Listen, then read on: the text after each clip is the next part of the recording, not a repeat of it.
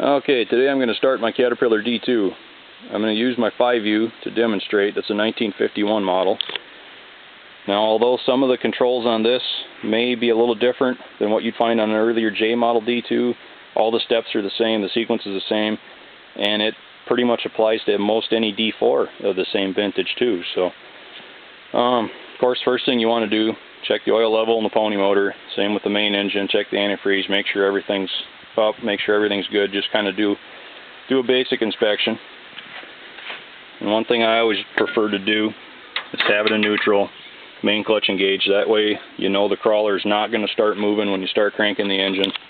You know, it's just safer that way.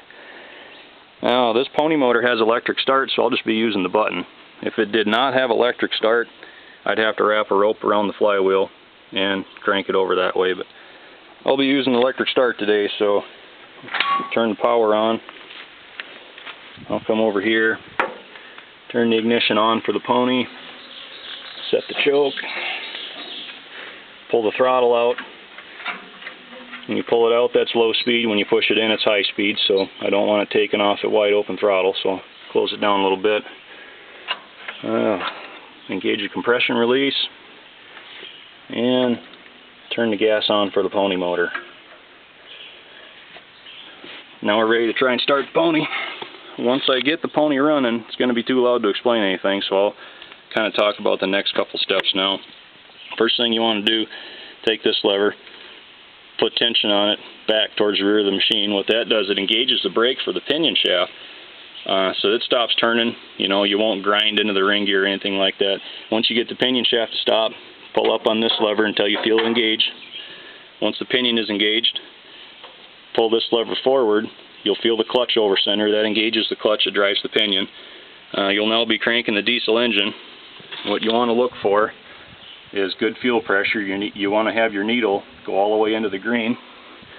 When the engine's cranking, I'll come around here.